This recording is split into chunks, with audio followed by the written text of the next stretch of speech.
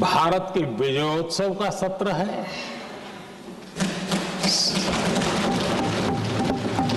संसद का ये सत्र भारत के गौरवगान का सत्र है।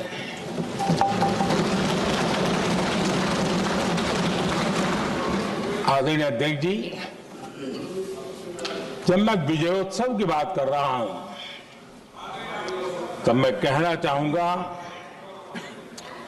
कि ये विजयोत्सव आतंकी हेडक्वार्टर्स को मिट्टी में मिलाने का है।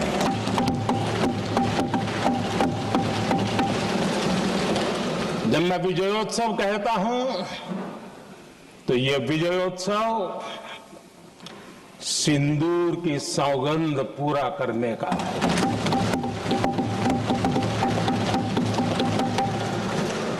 मैं जब ये विजयोत्सव कहता हूं तो ये भारत की सेना के शौर्य और सामर्थ्य का विजय गाथा कह रहा है। जब मैं विजयोत्सव कह रहा हूं तो 140 करोड़ भारतीयों की एकता, इच्छा शक्ति, उसके एक अप्रतिम जीत का विजयोत्सव की बात करता हूं। आदरणीय अध्यक्ष जी, मैं इसी विजय भाव से इस सदन में भारत का पक्ष रखने के लिए खड़ा हुआ।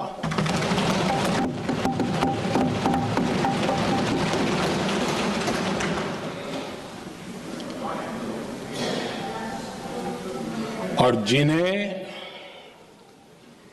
भारत का पक्ष नहीं दिखता है उन्हें मैं आईना दिखाने के लिए खड़ा हुआ।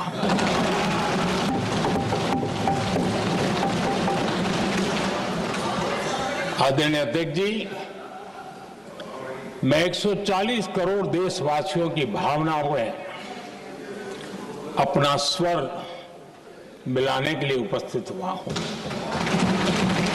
ये 140 करोड़ देशवासियों की भावना की जो गूंज है, जिस सदन में सुनाई दी है, मैं उसे अपना एक स्वर मिलाने खड़ा हुआ। आदरणीय अध्यक्ष जी, ऑपरेशन सिंदूर के दरमियान जिस प्रकार से देश के लोगों ने मेरा साथ दिया, मुझे आशीर्वाद दिए, देश की जनता मुझ पर कर्ज है। मैं देशवासियों का आभार व्यक्त करता हूं। मैं देशवासियों का अभिनंदन करता हूं। आदरणीय अध्यक्ष जी, 22 अप्रैल को पहलगाम में जिस प्रकार की क्रूर घटना घटी, जिस प्रकार आतंकवादियों ने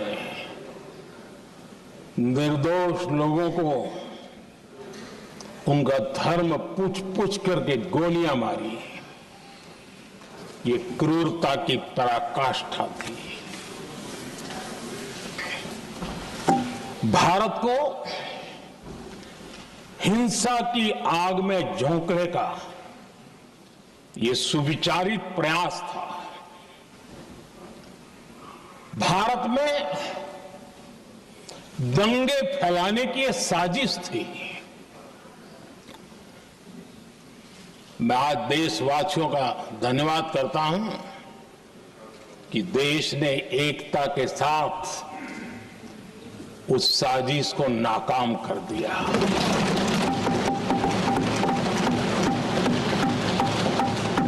आदरणीय अध्यक्ष जी, 22 अप्रैल के बाद मैंने एक सार्वजनिक रूप से और विश्व को समझ में आए इसलिए कुछ अंग्रेजी में भी वाक्यों का प्रयोग किया था। और मैंने कहा था कि हमारा संकल्प है हम आतंकियों को मिट्टी में मिला देंगे।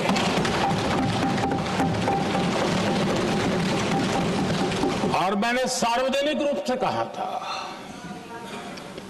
सजा उनके आकाओं को भी होगी और कल्पना से भी बड़ी सजा मिलेगी।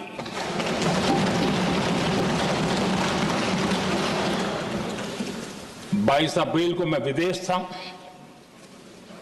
मैं तुरंत लौट के आया और आने के तुरंत बाद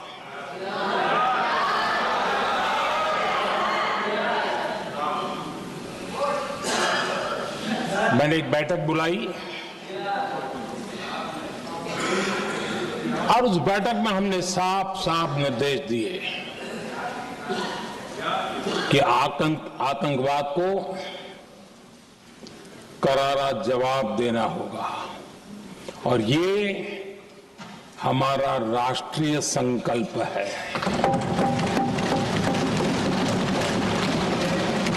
आदरणीय अध्यक्ष जी, हमें हमारे सैन्य बलों की क्षमता पर पूरा विश्वास है, पूरा भरोसा है उनकी क्षमता पर, उनके सामर्थ्य पर, उनके साहस पर। सेना को कार्रवाई की खुली छूट दे दी गई और यह भी कहा गया कि सेना तय करें कब, कहां, कैसे, किस प्रकार से। ये सारी बातें उस मीटिंग में साफ साफ कह दी गई और कुछ बातें उसमें से मीडिया में शायद रिपोर्ट भी हुई है।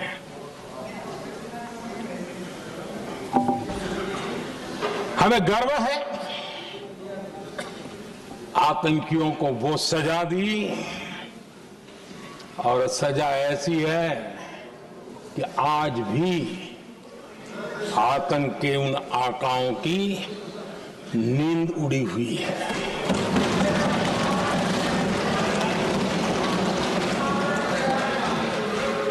आदरणीय अध्यक्ष जी, मैं हमारी सेना की सफलता के उससे जुड़े भारत के उस पक्ष को सदन के माध्यम से देशवासियों के सामने रखना चाहता हूं। पहला पक्ष पहलगाम हमले के बाद से ही पाकिस्तानी सेना को अंदाजा लग चुका था कि भारत कोई बड़ी कार्रवाई करेगा। उनके तरफ से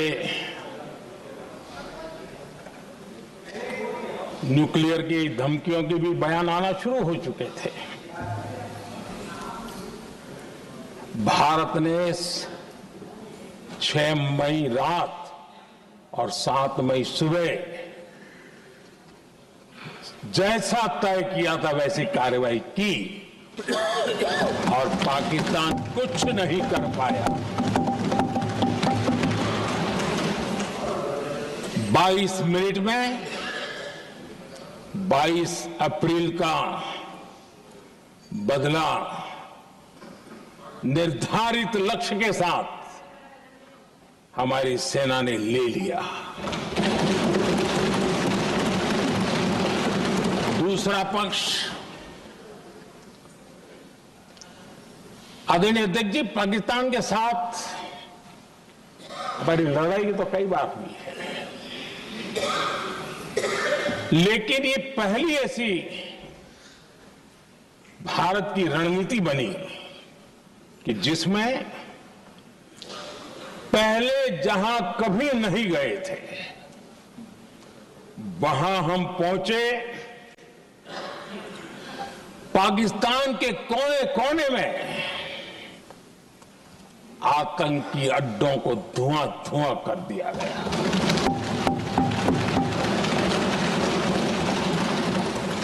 आतंक के गढ़ कोई सोच नहीं सकता वहां तक कोई जा सकता है। बहावलपुर और मुर्गे उसको भी जमीन दोस्त कर दिया गया। आदरणीय अध्यक्ष जी, हमारे सेनाओं ने आतंकी अड्डों को तबाह कर दिया। तीसरा पक्ष,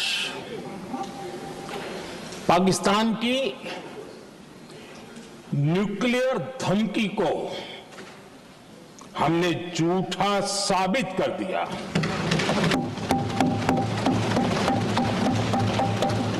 भारत ने सिद्ध कर दिया कि न्यूक्लियर ब्लैकमेलिंग अब नहीं चलेगा और न ही ये न्यूक्लियर ब्लैकमेलिंग के सामने भारत झुकेगा। आदरणीय अध्यक्ष जी, चौथा पक्ष, भारत ने दिखाई अपनी तकनीकी क्षमता। पाकिस्तान के सीने पर सटीक प्रहार किया। पाकिस्तान के एयरबेस एसेट्स को भारी नुकसान हुआ और आज तक उनके कई एयरबेस आईसीयू में पड़े हैं। आज टेक्नोलॉजी आधारित युद्ध का युग है। ऑपरेशन सिंदूर इस महारत में भी सफल सिद्ध हुआ है।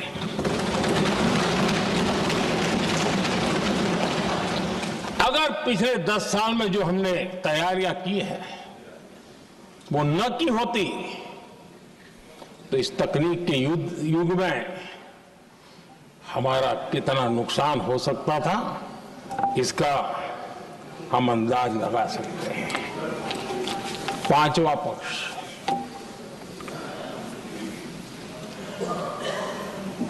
ऑपरेशन सिंदूर के दरमियान पहली बार हुआ जब आत्मनिर्भर भारत की ताकत को दुनिया ने पहचाना। Made in India drone, made in India missile ने पाकिस्तान के हथियारों की पोल खोल करके रख दी।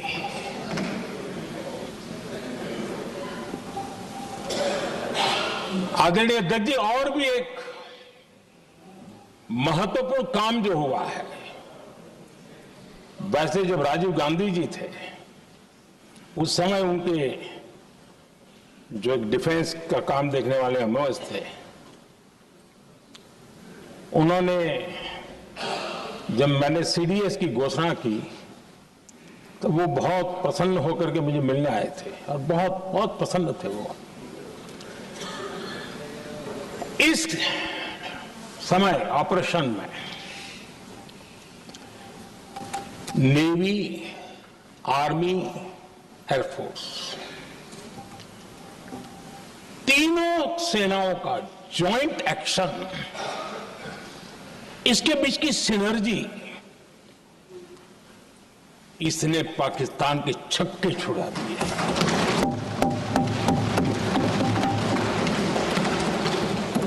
आदरणीय अध्यक्ष जी, आतंक की घटनाएं पहले भी देश में होती थी, लेकिन पहले आतंकवादियों के मास्टरमाइंड निश्चिंत होते थे और वो आगे की तैयारी में लगे रहते थे, उनको पता था कुछ नहीं होगा।